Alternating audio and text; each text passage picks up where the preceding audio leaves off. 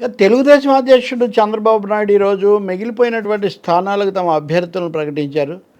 ఇందులో ముఖ్యంగా గంటా శ్రీనివాసరావు భీమిలి తెచ్చుకోవటం అంటే ఆయన పట్టుబట్టి చీపురుపల్లికి వెళ్ళాలి, బొత్స సత్యనారాయణ మీద ప్రత్యర్థిగా ఉండాలన్నా కానీ అక్కడ నాకు కుదరదు, నేను అక్కడి నుంచి చేయలేనని చెప్పడం, దాంతో ఇంకా అధిష్టానం కూడా మెల్లగా తగ్గి మళ్ళీ అక్కడ మేము సర్వే చేయించాము, ఇక్కడ గంటాకే అనుకూల వాతావరణం ఉంటుందని చెప్పి ఆయన అభ్యర్థిగా ప్రకటించటం. ఇంకోటి మాజీ రాష్ట్ర అధ్యక్షుడిగా పనిచేసిన కళా వెంకట్రావు, ఈయన కూడా ఇప్పటివరకు కాస్త ఆశాభంగమే కలిగింది. ఇప్పుడు ఆయన్ను తీసుకెళ్ళి చీపురుపల్లిలో పెడుతున్నారు. అంటే ఒక విధంగా గంటాకు ఇవ్వాలనుకున్నటువంటి స్థానాన్ని, ఆ సీటును ఇప్పుడు కళా వెంకట్రావుకి ఇస్తున్నట్టుగా మనకు అర్థమవుతుంది. ఇంకా ఇతరత్ర రాయలసీమలో కూడా కొన్ని అటు ఇటు సర్దుబాటు చేసి ఒక జాబితా ప్రకటించాము అని అనిపించుకున్నారు. విజయవాడలో మేము విజయనగరం స్థానానికి కూడా ఎంపీ స్థానాన్ని ప్రకటించారు. శ్రీకాకుళం అనకాపల్లి స్థానానికి ఇప్పటికే సీఎం రమేష్ ఆయన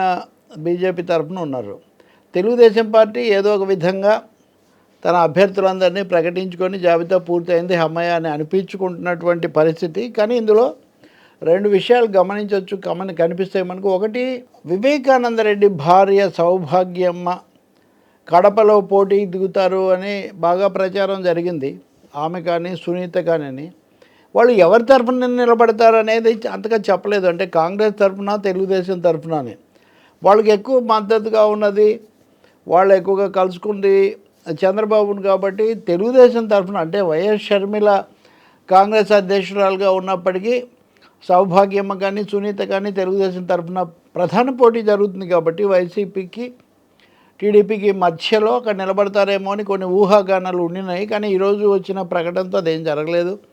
రఘురామకృష్ణరాజును కూడా ఎక్కడ అకామిడేట్ చేసేటటువంటి ప్రయత్నం టీడీపీ చేయలేదు. అందువల్ల ఈ మొత్తం చూసిన తర్వాత ఇప్పటికి కూడా టీడీపీలో అనేక అసంతృప్తులు, కొరతలు, సన్గుళ్ళు, తిరుగుబాట్లు ఉన్నప్పటికీ కూడా అధిష్టానం వరకు, నాయకత్వం వరకు, చంద్రబాబు వరకు నేను సేఫ్గా ముగించానని చెప్పి భావిస్తున్నారు. భావించవచ్చు కూడా. ఆ తతంగం ముగిసింది ఇంకాని.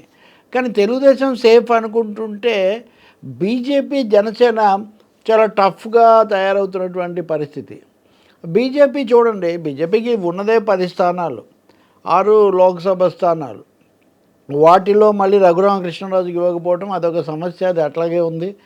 ఆయన ఇక్కడే నాకు వస్తుంది, మీరు చూస్తారు అవి ఇవి చెప్పారు. ఇప్పుడు మరి ఆయన ఇండిపెండెంట్గా చేస్తారా లేకపోతే బీజేపీ ఏమన్నా సర్దుకుంటుందా మనకు తెలియదు. కానీ బీజేపీలో తిరుగుబాట్ల లేకపోతే సనుగుళ్ళ శాతం ఎక్కువగా ఉంది. మొదట్లోనే అడ్డం తిరిగిన విష్ణువర్ధన్ రెడ్డి, సోము వీర్రాజు, ఆ జీవీఎల్ అలాంటి వాళ్ళు ఇప్పటికి కూడా దూరంగానే ఉన్నారు. పైగా వాళ్ళు కౌంటర్ క్లెయిమ్స్ కూడా చేస్తున్నటువంటి పరిస్థితి. ఇంకా ఇతర బీజేపీ నాయకుల్లో పరిపూర్ణానంద స్వామి, ఈ స్వామీజీ కాస్త హిందూపురంలో లేకపోతే ఇంకొక కదిరి స్థానంలో పోటీ చేస్తాను, నేను అక్కడ సర్వేలు చేయించాను, ఏమైనా నేను తగ్గను, ఇండిపెండెంట్గా చేస్తానని ఈయన చాలా తీవ్ర స్థాయిలో తిరుగుబాటు చేస్తున్నాడు. చాలా ఆశ్చర్యం వేస్తుంది. స్వామీజీలు ఎన్నికల్లోకి వచ్చి రాజకీయాలు చేయడం ఒకటైతే, టికెట్లు రాకపోయినా కానీ తిరుగుబాటు అభ్యర్థులుగానో లేదా ఇండిపెండెంట్లుగానో చేస్తామని చెప్పి ప్రకటించటం. బాగా గుర్తుంటే పరిపూర్ణానంద స్వామిని బీజేపీ తెలంగాణ ముఖ్యమంత్రి అభ్యర్థిగా గత ఎన్నికల్లో ప్రచారం చేయటము, ఒక విధంగా ఆయన దాదాపు యోగి ఆదిత్యనాథ్ లెవెల్లో ఆయన అప్పుడు ఫీల్ అవ్వటం, ఇట్లాంటి తమాషాలన్నీ మనం చూసాం. తర్వాత ఆయన కొంచెం రకరకాలుగా వివాదాస్పదంగా మాట్లాడి తెలంగాణ నుంచి బహిష్కరణకు, హైదరాబాద్ నుంచి బహిష్కరణకు గురి అక్కడికి వెళ్ళిపోయారు. ఇప్పుడు ఆయన అక్కడెక్కడో చేస్తే ఆయనకి ఏదో చాలా ప్రభావం చూపిస్తారని కాదు, కానీ ఎట్టి పరిస్థితుల్లో బీజేపీలో అయితే అలజడి సద్దుమణగలేదు అన్న ఒక విషయం పరిపూర్ణానంద స్వామి మాటల ద్వారా తెలుస్తుంది. ఆయన బీజేపీ నాయకత్వంలో బాగలేదు, లోబడిపోయింది ఇలాంటివి అనటమే కాకుండా హిందూ కార్డు ప్లే చేయడానికి కూడా ప్రయత్నిస్తున్నారు. అంటే హిందువులైనా ఇతరులుగా ఇస్తారా, ఈ పద్ధతిలో ఆయన మాట్లాడుతున్నాడు. జనసేన అధినేత పవన్ కళ్యాణ్ కూడా ఆయన చాలా తీవ్రంగా ఆయన తన మాట నిలబెట్టుకోలేకపోయారు, గట్టిగా నిలబడలేకపోయారు, ఎదగలేకపోయారు అని. తర్వాత బీజేపీ కూడా ఎదగకుండా చంద్రబాబు చేతికి తాళాలు ఇచ్చిందని, పవన్ కళ్యాణ్ కూడా అప్పుడు చాలా ఆశలు కలిగించిన వ్యక్తి అంతకంటే వెనకబడిపోయాడని, ఏది ఏమైనా తనైతే కానీ పోటీ చేస్తానని చెప్పి ఆయన గట్టిగా భీష్మించుకొని కూర్చున్నారు.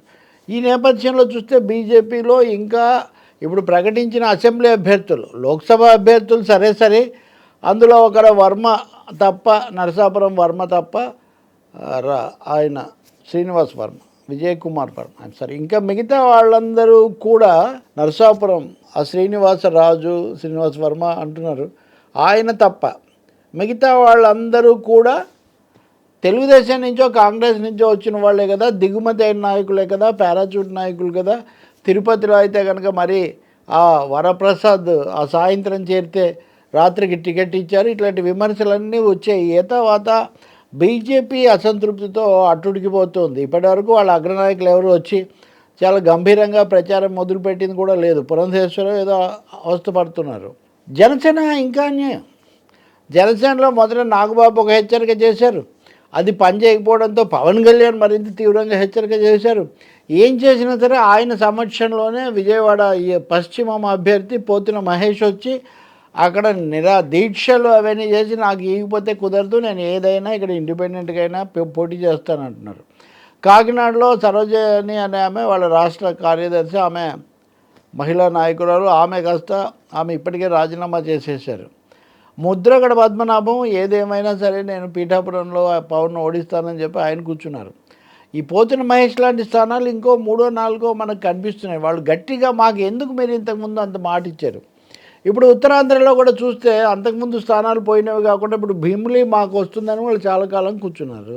ఇప్పుడు భీమిలి గంటా శ్రీనివాసరావుకి వచ్చినందుకు ఆయనకు సంతోషమే, కానీ బీజేపీ జనసేనకు అది లాస్. కాబట్టి ఇక్కడ తెలుగుదేశం నాయకులు మేము సేఫ్ అని అనుకుంటున్నారే, కానీ బీజేపీలో జనసేనలో ఇంత అసంతృప్తి పెరగడము, వాళ్ళ కార్యకర్తలు శ్రేణులు కానీ అభ్యర్థులు కానీ ఆశాభంగం చెందటము, ఇది ఆ పొత్తు యొక్క మొత్తం పర్ఫార్మెన్స్కు లేదా మొత్తం పనికి ప్రచారానికి చాలా ఆటంకంగా పరిణమిస్తుందనేది స్పష్టమవుతుంది. చాలా విచిత్రం ఏమంటే బీజేపీతో తెలుగుదేశం పొత్తు పెట్టుకోవడం నష్టదాయకమని పరిపూర్ణానంద స్వామి చెప్తారు. టీడీపీని బలపరిచే కొన్ని ఛానల్స్ ఉన్నాయి, 2-3 ఛానల్స్. ఆ ఛానళ్ళల్లో ఒకటైతే కనుక గ్రాఫ్ పడిపోతుంది, ఎన్డీఏ గ్రాఫ్ అని చెప్పి వాళ్ళు నిన్న వాళ్ళ ముఖ్యమైన సంపాదకుడే దాని మీద ఆయన చెప్తూ ఉన్నాడు. గ్రాఫ్ పడిపోయింది, బీజేపీతో టీడీపీ కాంబినేషన్ వర్కౌట్ కాలేదు, ఇది చాలా నష్టం చేస్తుంది, అసలు ఈ కాంబినేషనే మైనార్టీలకు దూరం చేస్తుంది అనేది ఒకటైతే, అది కాకుండా సీట్ల సర్దుబాట్లలో పూర్తిగా తెలుగుదేశం ఆట సాగింది, అంతా తెలుగుదేశం చెప్పినట్టుగా ఇక్కడ జరిగింది. ఉదాహరణకు బీజేపీ 75 ఏళ్ళు దాటిన వాళ్ళకి టికెట్ ఇవ్వకూడదని రూల్, కానీ కైకలూరులో కామినేని శ్రీనివాస్ ఈయన చంద్రబాబుకు బాగా సన్నిహితుడని లెక్క, ఆయనకు 70 ఏళ్ళకు పైన అంటే ఈ పరిమితికి మించి ఉన్నప్పటికీ కూడా ఆయనకు టికెట్ ఇచ్చారు. ఇంకా చాలా చోట్ల ఇదే పరిస్థితి. ఇంత గతంలో కొంచెం అనుకూలంగా ఉన్న సత్యకుమార్ లాంటి వాళ్ళకు కూడా ఇప్పుడు అసంతృప్తి కనపడుతున్నటువంటి పరిస్థితి. అందుకనే రాజకీయంగా సైద్ధాంతికంగా మైనార్టీలకు దూరం కావటము ఇట్లాంటి అంశం ఒకటైతే, సీట్ల పరంగా కూడా తెలుగుదేశం ఒత్తిడికి పూర్తిగా లోబడిపోయారు, మన నాయకులు వాళ్ళ వైపు తిరిగారు అనే ఆరోపణ కూడా మూటగట్టుకోవాల్సి వస్తుంది. పవన్ కళ్యాణ్ అయితే అసలు ఆయన మాటే తగ్గిపోయింది. పవన్ పవర్ అప్పుడున్నంతగా ఇప్పుడు లేదు, కింద వాళ్ళు ఆయన మాట వింటలేదు, అక్కడ తెలుగుదేశం బీజేపీలు కూడా చేయట్లేదు. దానికి తగినట్టే బీజేపీ అగ్రనాయకత్వం కూడా నరేంద్ర మోదీతో సహా ఎవరు అమిత్ షాతో సహా ఇంతవరకు ఇక్కడ ప్రచారంలో ఇక్కడ ఏం చేయాలి ఈ విషయాల్లో వాళ్ళు ప్రత్యేక ఆసక్తి చూపించట్లేదు. అంటే తమ అభిష్టానికి వ్యతిరేకంగా ఇది కుదరటమే కాకుండా ఆ తర్వాత కూడా పురంధేశ్వరి నాయకత్వంలో జరుగుతున్న పరిణామాలు వాళ్ళకి ఏమాత్రం రుచించలేదు అని అంటారు. మరి వీటన్నిటిలో ఇది ఏమనాలంటే ఒక ఫలితం లేని పొత్తులాగా పరిణమిస్తుందా? ప్రజలు సరే ఎలాగూ బీజేపీతో కలవటాన్ని జీర్ణించుకోలేరు, మాకు ప్రత్యేక హోదా ఎందుకు ఇవ్వలేదు, మాకు ఇంకా అదే ఎందుకు ఇవ్వలేదు, ఇలాంటి ప్రశ్నలు ప్రజల్లో నుంచి కూడా వస్తాయి.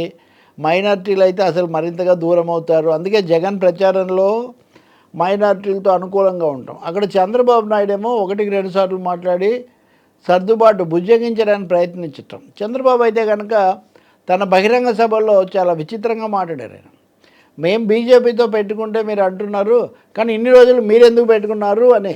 ఒకటేమో పొత్తు అధికారికంగా పెట్టుకోలేదు, మద్దతు ఇచ్చారు, అది నిజమే, కానీ వాళ్ళు పొత్తు పెట్టుకున్న వాళ్ళతో మీరు ఎలా పెట్టుకుంటున్నారు? ఇక్కడే రాజకీయాల్లో విచిత్రం. అంటే మీరిద్దరు ప్రధాన ప్రత్యర్థులని మీరు అనుకుంటున్నప్పుడు మీ ప్రత్యర్థి ఎవరితో పొత్తు పెట్టుకున్నారో, మీ ప్రత్యర్థి ఎవరితో ఉన్నారో అనుకూలంగాని మీరు అంటున్నారో వాళ్ళ దగ్గరికి వెళ్ళి మీరు పొత్తు పెట్టుకుంటే అక్కడ అసలు అది తర్కబద్ధంగా లేదు కదా. కాబట్టి ఇక్కడ ఏదో తెర వెనుక ఏదో జరుగుతుంది. అసలు ఉద్దేశం ఎన్నికలు విజయాలే కాకుండా వేరే రాజకీయ లక్ష్యాలు కూడా ఇక్కడ ఏమన్నా ఉన్నాయేమో అనే ఒకటి కూడా ఇక్కడ స్పష్టంగా అనిపిస్తుంది. ఇంకోటేమో లోకేష్ ఆ పార్టీ ప్రధాన కార్యదర్శి ఆయన ముందు నిలబడి దీన్ని చేయకపోవటం, జనసేననేమో ఇప్పుడు 3 రోజులు అచ్చంగా పీఠాపురంలోనే ఉంటాను అని ఆ సర్దుబాట్లు చేయడానికి ఆయన చేసే ప్రయత్నంలో తలమునకలై ఇతర చోట్ల కూడా వస్తున్నటువంటి ఈ తిరుగుబాట్లను లేకపోతే ఆ నిరసనలను ఎలా ఎదుర్కోవాలన్న దాంతో 1కి 2 సార్లు వాళ్ళు హెచ్చరికలు చేస్తుంటే, హెచ్చరికలు చేస్తున్న కొద్దీ వీళ్ళు మరింత రెచ్చిపోతున్న వాతావరణం కూడా కనిపిస్తుంది. సో ఇంకోవైపున ఇప్పుడు జగన్ ఆయన బస్సు యాత్రతో ఆయన మేమంతా సిద్ధమని ఆయన తన ప్రభుత్వ ప్రచారం అది చేసుకుంటూ ఆయన వెళ్తుండగా, వీళ్ళు మటుకు రెండవ శిబిరం ముఖ్యంగా ఎన్డీఏ ప్రయోగం ఆంధ్రప్రదేశ్లో ప్రజల నుంచి కానీ ఆ పార్టీల్లో అంతర్గతంగా కానీ దానికి సానుకూల వాతావరణం రాలేదు. పెద్దగా హర్షాభావం రిసెప్షన్ లేదేమో అని స్పష్టంగా అర్థమవుతుంది పరిణామాలన్నీ చూస్తుంటే.